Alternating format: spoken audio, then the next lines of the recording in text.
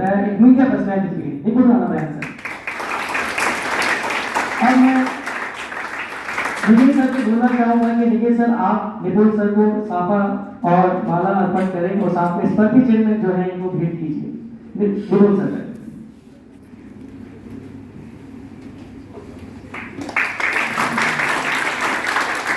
माला अर्पण करेंगे, स्वागत कीजिए। और स्मृति चिन्ह हमारे लॉ फ्लैग की तरफ से इनको भेंट करें।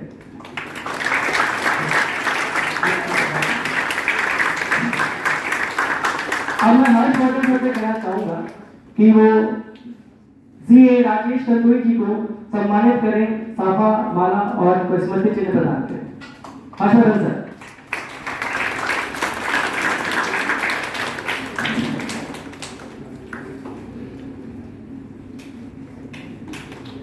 और स्मृति चिन्ह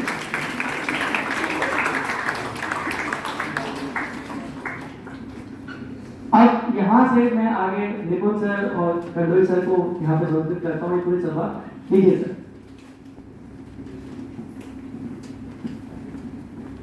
भारत के एक संविधान जानो संगोष्ठी, इस तरह से ये सशक्त भारत मंच के बैनर तले पूरे भारत में आज 57वां प्रोग्राम है।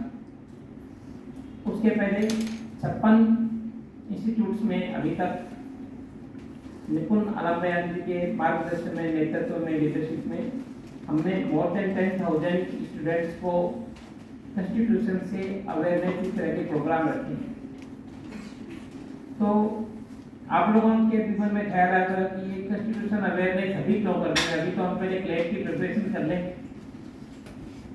एलएलबी में एडमिशन अपना अच्छे कॉलेज में, एनएलयू में जिसमें आप लोग चाहते हो, ड्रीम आपका जो कॉलेज है उसमें हो जाए तो आप कॉन्स्टिट्यूशन तो आप अपने आप जान लोगे। ऐसा सवाल मन में आए थे। तो बेसिकली ये आज का जो कॉन्फ्रेंस है, जो ये प्रोग्राम है, सिर्फ लॉयर्स के लिए या लॉ स्टूडेंट्स के लिए नहीं है। हर किसी सिटीजन को कॉन्स्टिट्यूशन के बारे में कुछ जानकारी होनी चाहिए। वो क्यों होनी चाहिए? क्योंकि आज हमारी जो पावर है, इंडिया की जो पावर है, वो डेमोक्रेसी के अंदर है। आप सब जानते हैं कि हमारी जो डेमोक्रेसी है वो वर्ल्ड की लार्जेस्ट डेमोक्रेसी तो है ही, पर वो वाइब्रेंट डेमोक्रेसी है। वो एक सजीव जीवंत डेमोक्रेसी है जिसमें जीवन कौन होता है, जिसमें समय समय पर आवश्यकता अनुसार परिवर्तन होते रहते हैं। हम कुछ न कुछ और सीखते रहते हैं, जो चेंजेस आते हैं उनको एडॉप्ट करते चले जाते हैं, उसको जीवंत बोलते हैं। जो मृत हो जाता है, डेड, मतलब उसमें कुछ चेंजेस नहीं आते। तो आज इंडिया वर्ल्ड की लार्जेस्ट डेमोक्रेसी है और most of the vibrant democracy है, जो अपने आप समय के अनुसार अपने आप को ढालते रहते हैं। आज डेमोक्रेसी के कारण हम सबको एक पावर मिली है। क्या पावर मिली है? डेमोक्रेसी जब नहीं थी तो ऐसा था कि जो राजा है उसका बेटा ही राजा बनेगा, जो किसान है उसका बेटा किसान ही बनेगा, जो मजदूर है उसका बेटा मजदूर ही बनेगा, जो उद्योगपति है उसी का बेटा ही उद्योगपति बन पाएगा। आज हमें क्या पावर मिली है कि एक मजदूर का बेटा या बेटी भी राजा तक बन सकते हैं, हम प्रधानमंत्री राष्ट्रपति के पद तक भी जा सकते हैं, एक देश की सेवा कर सकते हैं। और कोई इंजीनियर बनना चाहे तो इंजीनियर बन सकता है, लॉयर बनना चाहे तो लॉयर बन सकता है। ये जो पावर हमें मिली, ये पावर हमें मिली है स्वतंत्रता से, ये पावर हमें मिली है डेमोक्रेसी से, और डेमोक्रेसी में ये पावर हमें मिली है कॉन्स्टिट्यूशन से, हमारे संविधान से। संविधान से हमें तो पावर मिली है, हम संविधान को कैसे एम्पावर करेंगे, हम इस डेमोक्रेसी को कैसे एम्पावर कर पाएंगे? वो कर पाएंगे नॉलेज से। जितना हम इसके बारे में जानेंगे तो जानने से उसकी पावर बढ़ेगी। तो संविधान के बारे में बेसिक क्या क्या हमें मालूम होना चाहिए एक सिटीजन के नाते, एक लॉ स्टूडेंट के नाते और एक एस्पायरिंग लॉयर के नाते, तो आपको और ज्यादा मालूम होना चाहिए। बट एक सिंपल सिटीजन जो है, जो जागरूक नागरिक अगर होगा तो ये देश अपने आप मजबूत हो जाएगा। क्योंकि अगर हम जाग जाएंगे अपने अधिकारों के प्रति और अपने कर्तव्यों के प्रति, अगर हम जाग जाएंगे, अवेयर हो जाएंगे, तो हम एम्पावर अपने आप हो जाएंगे। ऐसा सर ने सोचा था।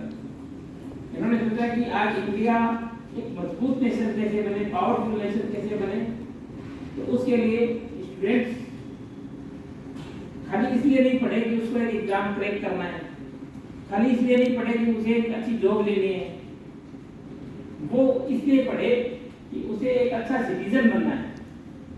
अच्छा सिटीजन बनना है तो उसको जो क्या क्या ड्यूटीज हैं और उसको क्या क्या राइट्स हैं उसकी जानकारी मिले।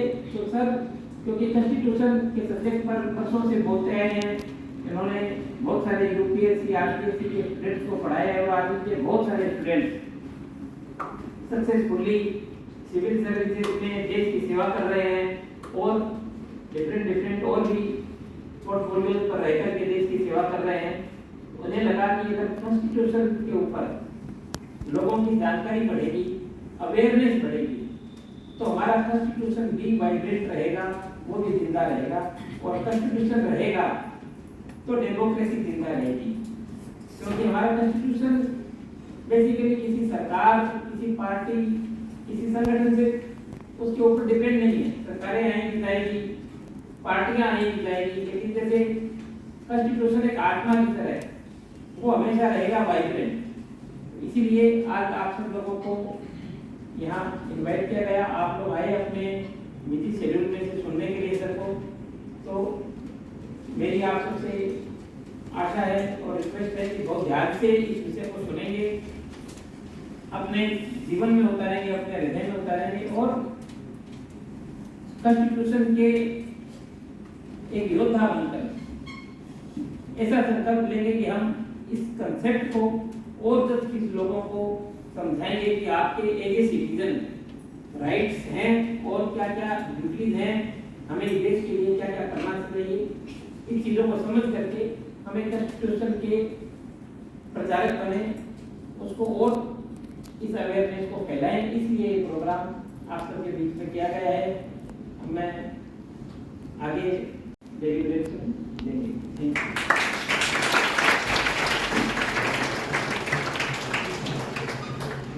एक मिनट सर, मैं चाहता हूँ लूँगा, मेरे सर गुरु हैं तो मैं भी इनको थोड़ा सम्मानित करना चाहता हूँ, तो दैट्स व्हाई स्मॉल सर मेरे अपना सर प्लीज।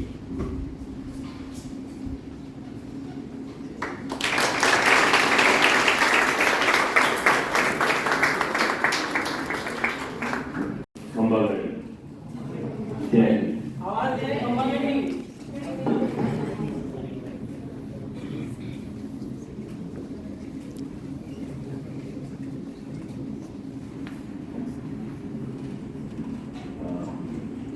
एक अध्यापक के लिए इससे ज्यादा सम्मान की बात कोई हो ही नहीं सकती कि उनका विद्यार्थी इतने बच्चों को पढ़ा रहा है। मुझे बड़ा खुशी हो रही है कि इतने सारे बच्चे हम इससे पढ़ रहे हैं। और जब एक विद्यार्थी एक टीचर को सम्मान दे, 2017 में मुझसे पढ़े थे और आज 2025, इतने साल के बाद भी जो एक टीचर स्टूडेंट का रिलेशन होता है वो आज भी जिंदा है। पहले तो मैं अमित को इसके लिए बहुत धन्यवाद कहूँगा और जो सम्मान दिया उसके लिए बहुत धन्यवाद। राजेश भाई साहब ने बताया और राजेश भाई साहब हमारे मार्गदर्शक रहे हैं पूरे कार्यक्रम के। एक संकल्प मैंने लिया था 2006 से मैं सिविल सेवा की तैयारी में लगा था। सिलेक्शन नहीं हुआ, 2011 से मैंने पढ़ाना शुरू किया और आज 2025 15 वर्षों से मैं टीचिंग प्रोफेशन में हूँ। तो एक मूल भाव हमारा ये था कि देश हमें देता है सब कुछ, हम भी तो देश को देना सीखें। और जिसका जो सामर्थ्य है, ये मैं जानता हूं कि आप सब लोग स्टूडेंट हैं, आपसे बेहतर कौन कॉन्स्टिट्यूशन को पढ़ेगा। तो जब हम कॉन्स्टिट्यूशन में पढ़ते हैं फंडामेंटल ड्यूटी, मौलिक कर्तव्य, तो मौलिक कर्तव्यों में कर्तव्य ये भी है कि मैं खुद तो राष्ट्र निर्माण में अपनी भूमिका अदा करूंगा, लेकिन साथ ही में औरों को भी राष्ट्र निर्माण में क्या करूंगा, योगदान देने के लिए प्रेरित करूंगा। तो मन में संकल्प आया। मैंने भाई साहब से, कन्हैया भाई साहब हैं, लोकेश भाई साहब हैं, राजेश भाई साहब हैं और भी कई सारे रिटायर आईएएस हैं, उनसे चर्चा की। कि मेरे मन में एक संकल्प आया कि मैं सब जगह जाकर संविधान के बारे में एक अवेयरनेस, एक जागरूकता फैलाऊं। और हमने एक संकल्प उठाया सर्व भारत मंच के अंदर, और फिर हमने कार्य शुरू किया। काफी सारी गोष्ठी की है, 1000 गोष्ठी करने का लक्ष्य रखा है, उसको हम पूरा भी करेंगे। आशीर्वाद रहेगा बड़ों का, सबका तो अच्छे से पूरा होगा। अब बात यह कि संविधान क्यों, यही टॉपिक मैंने क्यों चुना, मैं और भी बहुत सारे विषय थे मेरे पास में, लेकिन संविधान ही क्यों। मैंने देखा कि आजादी के इतने समय हमारे को हो गया, अभी हम लोग 79 अपना इंडिपेंडेंस डे सेलिब्रेट करने वाले हैं। कॉन्स्टिट्यूशन को तैयार हुए 26 नवंबर 1949, लागू हुए 1950, और आज 2025 यानी कि 75 वर्ष संविधान को बने हुए हो गए। लेकिन आज भी लोग नाना प्रकार के भ्रम उलझे रहते हैं कि संविधान ये है, संविधान वो है, संविधान बदल जाएगा, संविधान ये हो जाएगा। दुनिया भर की चीजें आता पड़ा कुछ है नहीं, लेकिन जिसने जो पट्टी पढ़ा दी उसको बोलना शुरू कर दिया। तो मैंने कहा देखो, मेरा तो किसी पार्टी से मतलब नहीं है, मेरा किसी दल से मतलब नहीं है, किसी सरकार से मतलब नहीं है, लेकिन संविधान के प्रति मेरी आस्था इसलिए है क्योंकि मुझे पता है 2 साल 11 महीने 18 दिन के अर्थक प्रयास के बाद हमारा संविधान तैयार हुआ। हाँ या ना? 3 साल इसको लगे, हमारी कॉन्स्टिट्यूंट असेंबली इसको समय दिया, बाबा साहेब अम्बेडकर ने इसमें बड़ी भूमिका निभाई, प्रारूप समिति के अध्यक्ष बने। तो जिन्होंने इतने अर्थक प्रयास से संविधान बना के तैयार किया, उसको लोग इतने आसानी से हल्के में कैसे निकल जाते हैं? तो मैंने कहा मेरी जिम्मेदारी बनती है कि जिस संविधान को बनाने में और उस संविधान रूपी वृक्ष के नीचे बैठकर आज हम यहां तक पहुंचे हैं, और तीसरे नंबर की अर्थव्यवस्था बनने वाले चौथे नंबर की बन चुके हैं, आप जानते हैं। और हम इसी संविधान के अंतर्गत रहकर, संविधान की छाया में रहकर 2047 में विकसित भारत का सपना देख रहे हैं। आप नजर और बड़े दुनिया के देशों में डालिए जो हमारे साथ आजाद हुए थे, एक देश आपको ऐसा नहीं मिलेगा जो अपने सिस्टम को ठीक से चला पाया हो। थोड़ी बहुत कमियां तो हमें भी है, सुधार करने लगातार हम लेके चल रहे हैं।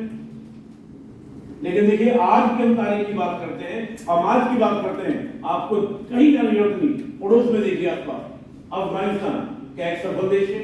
आप कहेंगे बिल्कुल नहीं। पाकिस्तान, नाम मत लीजिए सर, एक आतंकवादी होगा। आया ना? हम बात करें नेपाल की, नेपाल ने अपना संविधान 10 साल में बना के तैयार किया, 2005 से लेकर 2015 में, लेकिन आज तक भी नेपाल के अंदर एक स्टेबल गवर्नमेंट नहीं आ पाई, वो कंफ्यूज है। भूटान, बांग्लादेश की आपको स्थिति पता ही है, जो अपने पीएम के घर में घुसकर नाम कर देते हैं लोग, यानी कि वहां पर संविधान का कोई चर्चा ही नहीं है। म्यांमार, श्रीलंका, मालदीव, कहीं भी आपको संविधान नहीं दिखाई देगा। और यही बड़ा कारण है कि वो देश आज इतने, राजा कहते ये लो, तो राजा को इस बात पर गुस्सा आ गया कि मेरे बेटे से एक मामूली कनीज कैसे प्रेम कर बैठी, इसी बात उसको दीवार में चिन्हवा दिया। अनारकली की बात कर रहा हूं। तो राजा को गुस्सा आया तो चिन्हवा दिया, राजा खुश हुए तो मनसबदारी, ये ले जाओ, वो ले जाओ, वो दे दिया।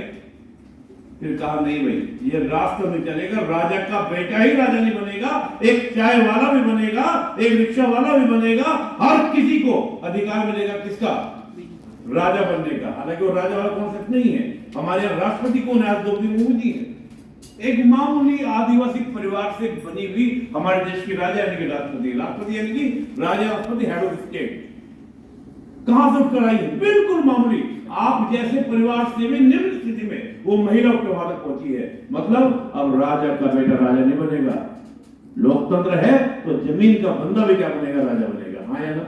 हम लोकतंत्र को लेकर आए, लेकिन एक लोकतंत्र तभी तक जीवित रह सकता है जब वहां पर संविधान जीवित हो। संविधान आपका क्या सुचारू रूप से चले। भारत में कभी क्रांति नहीं होगी, कभी रिवॉल्यूशन नहीं होगा। भारत में पाकिस्तान, अफगानिस्तान, बांग्लादेश जैसे हालात ना बने और ना कभी बनेंगे। क्यों? क्योंकि संविधान से भी आगे हम लोग निकल गए, जिसको हम बोलते हैं कॉन्स्टिट्यूशनलिज्म, संविधानवाद। बहुत से देश ऐसे संविधान है लेकिन संविधानवाद नहीं है। संविधानवाद मतलब रूल ऑफ लॉ, कानून का शासन। केवल सरकार ही नहीं बेटा, आप देखेंगे हमारी जनता के अंदर भी हमें कई बार गुस्सा आता है कि लोग व्यवस्था से चलते हैं, रेड लाइट देखी, चमक रही, कूद गए, हेलमेट लगाया तो कोनी पे लगाया, सिर के लिए हेलमेट होता है उसी पे लगाना नहीं है, हमें गुस्सा आता है। सीट बेल्ट है, तो अगर हमको लगता है कि भी चालान कटने में सीट बेल्ट लगाएंगे गाड़ी में, नहीं तो नहीं लगाएंगे, ये चलता है। लेकिन सही बात ये है कि हमारी सेंस में है क्या संविधान, पता है क्यों? अभी मुझे अमित के द्वारा, भाई के द्वारा एक पैसा होते मुझे एक प्रेम्बल दी, ये बड़ा प्यारा गिफ्ट मानता हूँ, मुझे सबसे अच्छा गिफ्ट लगता है मुझे संविधान या प्रेम्बल देता है। प्रेम्बल की फर्स्ट लाइन पता क्या है?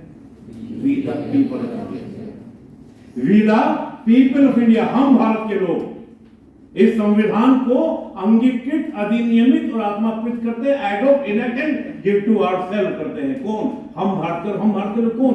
आप, मैं, हम सब, जाति, धर्म, वर्ग, किसी भी क्षेत्र की बात करें, भाषा, तमाम तरह की बातों को बोलकर हम भारत के लोग। ये संविधान किसने बनाया है? बाबा साहेब अम्बेडकर। तो फेस थे, जैसे आज मोदी जी कहीं जाते हैं, कोई साइन करते हैं, समझौता करते हैं, he is the face of 140 crore people, yes और नो? बाबा साहेब अम्बेडकर संविधान सभा के 389 member, they are the face of the Indian people. और वो घोषणा नहीं की, उन्होंने घोषणा नहीं की कि हम संविधान सभा के लोग, उन्होंने ये नहीं कहा, उन्होंने क्या बोला? हम भारत के लोग, we the people of India, यानी कि आप और मैं, हमने घोषणा की। संविधान किसने बनाया? हमने बनाया।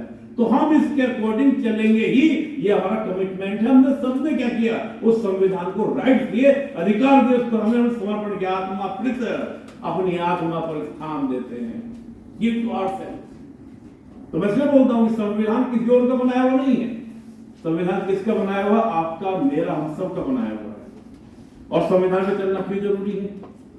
देखो बेटा, आज अफगानिस्तान में कोई सोच सकता है कि जैसे आप बैठ के पढ़ रहे हैं, क्लास कर रहे हैं, सोच पा रहे हैं, लड़कियों की स्थिति वहां पर क्या है आप जानते हैं, बताने की जरूरत नहीं मेरे को। पाकिस्तान में आप जाइए, जहां का प्रधानमंत्री, जहां का चीफ मार्शल जो है, फील्ड मार्शल यानी कि जो आर्मी का चीफ, वो तक डरता है, वो भयभीत होता है खैबर पख्तूनख्वा बलूचिस्तान में जाने में।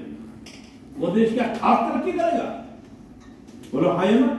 जहां की पीएम को भागने में मजबूर कर दिया गया हो, आज बांग्लादेश के लोगों का जीवन स्टाइल आप देख लीजिए, तो बांग्लादेश के चैनल देख लीजिए, आपको पता चल जाएगा लोगों को घर से बाहर निकलने डर लगता है। क्या आपको लगता है? ये सब क्यों? ये सब इसलिए क्योंकि हमारा देश संविधान से चलता है, कॉन्स्टिट्यूशन से चलता है। और संविधान ही हमको गुंजाइश भी देता है। बाबा साहब अम्बेडकर ने कहा था कि जैसे ठहरा हुआ पानी सड़ जाता है, गल जाता है, कीड़े पड़ जाते हैं, उसी तरह कोई भी व्यवस्था, कोई भी सिस्टम अगर समय के अनुसार अपने परिवर्तन ना करे तो वो खराब हो जाता है। तो संविधान जो है वो समाज के अकॉर्डिंग, यानी कि धारा के अकॉर्डिंग उसमें चेंजेस भी आते रहते हैं। और यही वजह है कि आज हमारे संविधान में 75 वर्ष लागू होने के बाद 100, that is a flexible constitution. हालांकि रिजिड भी है, बेसिक स्ट्रक्चर की जब हम लोग बात करते हैं तब रिजिडनेस भी लाता है, लेकिन फ्लेक्सिबल बनाया गया था कि यहां पर कभी भी गुंजाइश ना हो। और वही देश सबसे बेटर चलता है जहां पर समाज और संविधान एक दूसरे से आत्मसात करते हैं और हम संविधान को अपना मानते हुए उसका पालन करते हैं। यहां या ना, आप खुद भी देखते होंगे, आपके अंदर है बेटा रूल ऑफ लॉ, हम माने या ना माने, लेकिन आप सब लोग कभी भी क्राइम करते हुए, अपराध करते हुए सोचते हैं, विचार करते हैं क्राइम है हमारे यहाँ पर, ऐसा नहीं क्राइम नहीं है, लेकिन उस तरह का क्राइम नहीं जैसे बांग्लादेश में हो रहा है कि पीएम के घर में घुस के आंदोलन हो रहा है, मजाक चल रही है देश के अंदर। बोले हाँ या ना? कि तख्ता पलट होने, आर्मी घुस गई प्रेसिडेंट हाउस के अंदर और वहां पूरा कंट्रोल ले लिया किसी आर्मी ने, म्यांमार के अंदर।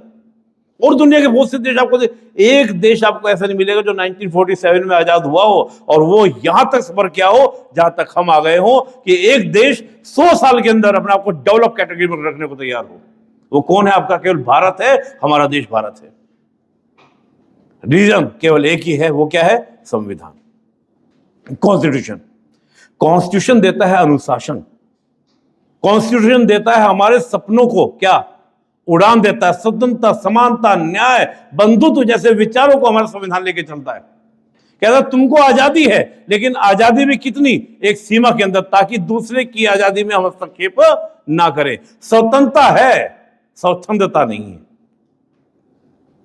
आप पढ़ेंगे, लॉ में पढ़ेंगे, जब आप आर्टिकल 19 पढ़ेंगे, आर्टिकल 21 पढ़ेंगे, right to life, right to speech, आपको बहुत सारे अधिकार मिले हैं, लेकिन उनके साथ एक कर्तव्यों की बाउंड्री बनाई गई है कि अगर कोई ये कहे कि मेरी मर्जी, मैं चाहे ये करूं, मैं चाहे वो करूं, अगर ये गीत गाकर हर व्यक्ति करेगा तो आप समझ सकते हैं बेटा, अगर कोई कहेगा रेड लाइट का मतलब है मेरा चलना, मेरी मर्जी, मैं रेड पे चलूंगा, एक कह लीजिए मेरा मतलब है येलो पे रुकना, तो बेटा एक्सीडेंट होंगे। अगर हम इसलिए नियमों पर चलते हैं क्योंकि दूसरा भी नियमों पर चल रहा है, और हम सबने समर्पण किया है किसके प्रति? संविधान के प्रति। क्या बोला? अंगीकृत, अधिनियमित और आत्मप्रेत, हम सब ने किया। बोलो हाँ या ना? इसीलिए बेटा हम जब लॉ के अकॉर्डिंग चलते हैं तो हमारी किसी तरह की गुंजाइश नहीं, और हमारी स्वतंत्रता बेटा क्या रहती है? सुरक्षित रहती है। जब तू लॉ पे चल रहा है तो मैं भी लॉ पे चल रहा हूं, तो उससे हम दोनों ही क्या करते हैं? शानदार सफर को क्या करते हैं? एंजॉय करते हैं। अगर हर कोई कहना है मेरी मर्जी, तो सारी व्यवस्था बेटा क्या हो जाएगी? चौपट हो जाएगी। बोलो हाँ या ना? ये संविधान हमको स्वतंत्रता की गारंटी देता है, लेकिन ड्यूटीज के साथ, मर्यादाओं के साथ। इसलिए संविधान को बेटा होना जरूरी है। और मैं तो हमेशा एक निवेदन करता हूं कि कम से कम हम अपने घर के अंदर एक सम्मान दें। आप ईश्वर को माने, सबको माने, सब कुछ होना चाहिए। यही संविधान आपको ये भी गारंटी देगा। फिर कहेंगे सिखों के साथ ऐसा हो गया, फिर केरल में ऐसा हो रहा, केरल स्टोरी आ जाएगी, फिर बंगाल स्टोरी आ जाएगी, बहुत सारी चीजें हैं। एक समग्र विचार ऐसा नहीं है। कॉन्स्टिट्यूशन तो बेटा नहीं कह रहा ना, तो कॉन्स्टिट्यूशन को बेटा पकड़ो आप लोग। कॉन्स्टिट्यूशन में ऐसा प्रावधान नहीं है। मूल विचार बेटा खराब नहीं होना चाहिए। नेक्स्ट, और कोई प्रश्न? सर, हमारे मूल विचार बहुत ही शुद्ध है, मैं बिल्कुल मानता हूँ।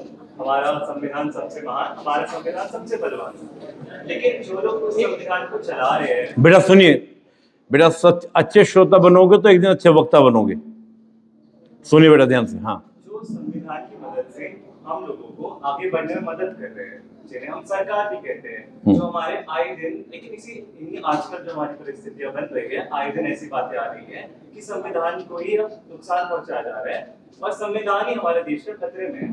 हाँ बेटा, अब ये मुझे आप एग्जाम्पल दो। आपने जो ये बात कही, किस वजह से आप कह रहे हैं कि संविधान खतरे में? एक उदाहरण दीजिए। सर, सबसे बड़ा खतरा तो यही होगा, और जेनेरिक वे में बोलूंगा मैं, कि लोगों का ना अपने राइट्स के ऊपर इंफॉर्मेशन ना होना, कई बार उनका एक्सप्लॉइटेशन होना, उस बारे में लोगों का अवेयरनेस ना होना, ये आपका सबसे बड़ा खतरा। बेटा अवेयरनेस के लिए तो हम काम कर रहे हैं।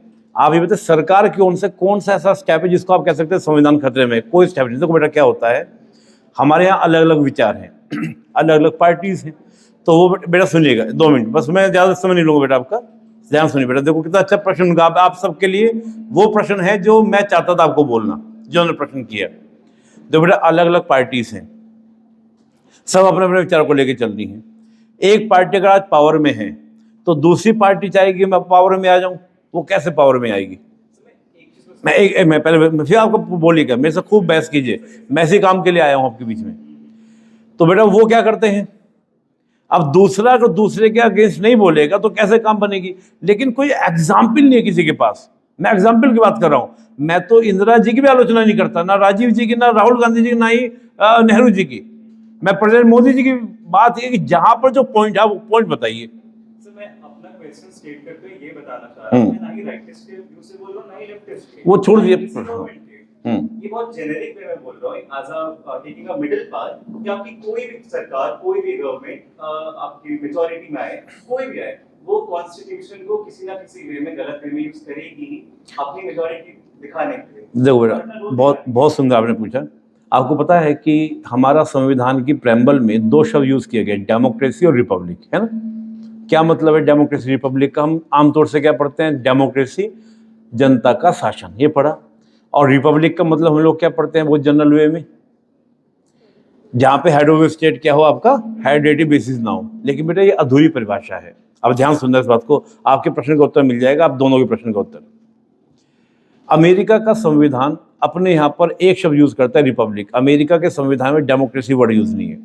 ब्रिटेन कहता है मैं डेमोक्रेसी हूं, मैं रिपब्लिक नहीं हूं। इंडिया ने क्या कहा कि हम डेमोक्रेटिक रिपब्लिक हैं। क्या मतलब है? देखिए डेमोक्रेसी जनता का शासन कहने की बात है, रियलिटी में क्या होता है? जिसके पास मेजोरिटी आ गई उसका शासन, यही बात है ना भाई। जिसको 273 मिल गई लोकसभा में उसका शासन हो जाता है, और उस पार्टी का जो मैनिफेस्टो होगा वो उसको लागू करता है, ये बात है। लेकिन हमारे संविधान निर्माता इस बात को जानते थे, उन्होंने इसीलिए रिपब्लिक को जोड़ा। रिपब्लिक का मतलब गणतंत्र, गण यानी कि प्रत्येक का शासन। और हमारे यहाँ बेटा गणतंत्र को लाने के लिए यहां तक कि सुप्रीम कोर्ट ने मौलिक ढांचे तक का सिद्धांत दे दिया। अगर किसी एक व्यक्ति को भी भारत ये अधिकार देता है कि अगर किसी एक व्यक्ति को भी प्रॉब्लम है, आप जाइए कोर्ट, PIL तक का अधिकार हमारे यहाँ पर है कि आप एक केवल लेटर पर लिखकर कोर्ट को डाल दीजिए, सर मुझे प्रॉब्लम हो रही है और मुझे नहीं बहुत लोगों को हो रही है, उसको भी न्यायपालिका क्या करेगी, सुनेगी नहीं सुनेगी। और ऐसा हुआ है कि न्यायपालिका का चाबुक कार्यपालिका विधायिका पर चला है, नहीं चला है, कई बार चला है। आप उठाइए केशवनंदन भारती केस, उसका बहुत सारे case, Minerva mills case, Golaknath case, बहुत सारे केस आज भी प्रेजेंट में। इलेक्टोरल बॉन्ड अभी रिसेंटली उदाहरण है। अगर विधायिका को लगा, न्यायपालिका को लगा कि भाई विधायिका अपनी सीमाओं से बाहर जा रही, तो न्यायपालिका चाबुक चलाती है। वहीं अगर न्यायपालिका भी अपनी सीमाओं से बाहर जा रही है, जस्टिस वर्मा कि करप्शन, मुझे पता ही नहीं पैसे कहां से आ गए, तो उसके ऊपर भी कंट्रोल करने का, इसको लोग बोलते हैं बेटा क्या, बैलेंस ऑफ पावर। हमारे यहाँ चेक एंड बैलेंस भी चलाया गया है, तो ऐसा नहीं है। तो अगर केवल हम लोकतंत्र होते तो बेटा रूल ऑफ मेजोरिटी, और जहां लोकतंत्र होगा पार्लियामेंट सर्वोच्च होगी, ध्यान रखिएगा। जहां केवल डेमोक्रेसी होगी वहां किसकी सुपरमेसी होगी, पार्लियामेंट। ब्रिटेन की पार्लियामेंट में हम पता क्या बोलते हैं, ब्रिटेन की पार्लियामेंट का मैं ये बोलता हूं कि ब्रिटेन की पार्लियामेंट सब कुछ कर सकती है। आज की तारीख में तो पुरुष को स्त्री, स्त्री को पुरुष भी बना सकती है, पर भारत की संसद नहीं। क्यों? भारत की संसद के ऊपर क्या है, कंट्रोल है किसका, न्यायपालिका का। और न्यायपालिका क्या, मौलिक ढांचे का। मौलिक ढांचे के 20 तत्व हैं, आज 20 एलिमेंट्स हैं। उन 20 एलिमेंट्स को आप देखो, उन सबका कंट्रोल है विधायिका के ऊपर। तो बेटा हमारे यहाँ बैलेंस, चेक एंड बैलेंस, जिसको लोग सेपरेशन ऑफ पावर ही बोलते हैं, और सेपरेशन ऑफ पावर के साथ चेक एंड बैलेंस भी है। मैं फिर कह रहा हूं, जब 140 करोड़ लोगों की बेटा बात हो ना, जितनी डाइवर्सिटी बेटा हमारे यहाँ पर है, दुनिया के किसी भी देश में नहीं है। और आपको पता बेटा, हम लोग जब बोलते हैं नेशन, हम एक वर्ड यूज करते हैं राष्ट्र। राष्ट्र का विचार जो है बेटा, जब पश्चिम के लोग बोलते हैं ना, वो क्या बोलते हैं, एक सी पहचान, तो हम बनेंगे राष्ट्र। वो क्या बोलते हैं कि या तो जाति एक सी हो, प्रजाति एक सी हो, जैसे ज्यूस का एक देश जेरूसलम का, यानी कि आपका इजराइल, वो बोलते हैं। या फिर रेस एक सी हो कि हम जर्मन ब्रीड हैं, नीली आंखों वाले गोरे लोग, हमारा एक राष्ट्र। एक बोलते हैं हम भाषा के आधार पर, केवल भाषा, इंग्लिश बोलने वाले अंग्रेज, फ्रेंच बोलने वाले फ्रांस बन गया। भारत में तो एक आधार है ही नहीं, फिर हम कैसे लेके चल रहे इतनी विविधता को, इतनी डाइवर्सिटी को। मूल विचार क्या है, कोई गुरखा तो कोई पंजाबी, सरहद पर मरने वाला हर वीर था भारतवासी। तो ये जो भारत का विचार है बेटा, भारत का यही विचार कि हम सबको साथ लेके चलते हैं। हमने गैरों को छोड़ा नहीं है, गैरों को भी अपनाया है प्रीत जहां की रीत सदा।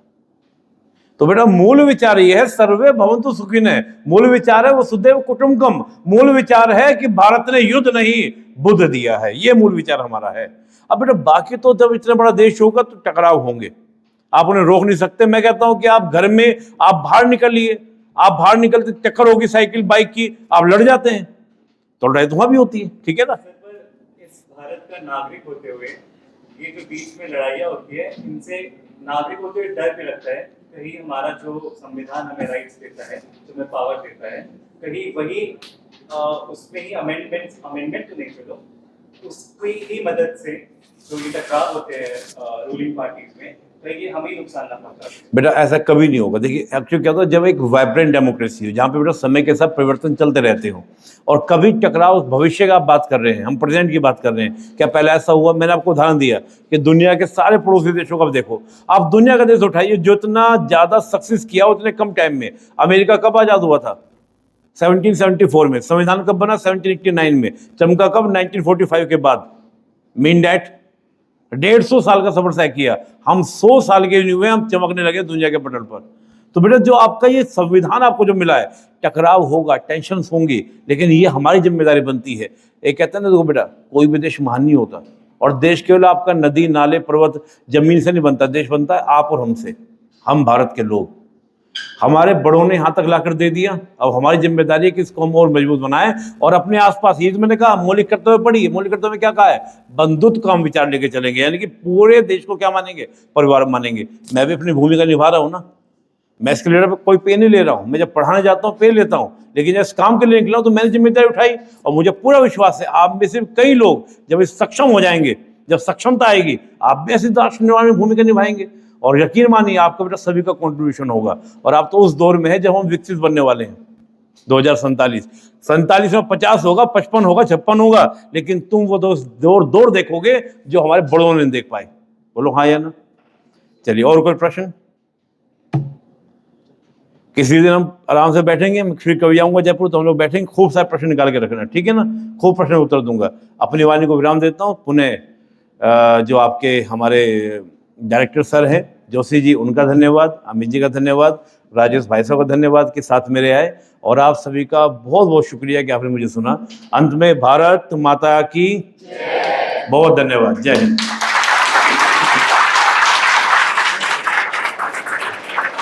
मैं राजेश सर और विपुल सर को बहुत बहुत धन्यवाद देता हूँ कि उन्होंने आपके टाइम निकाल के आए और इतना अच्छा आपको मतलब ज्ञान दिया, बताया आपस में के बारे में। Thank you very much. Thank you. आप जा सकते हैं थोड़ी देर बाद, इससे हम मिलते हैं, ठीक है।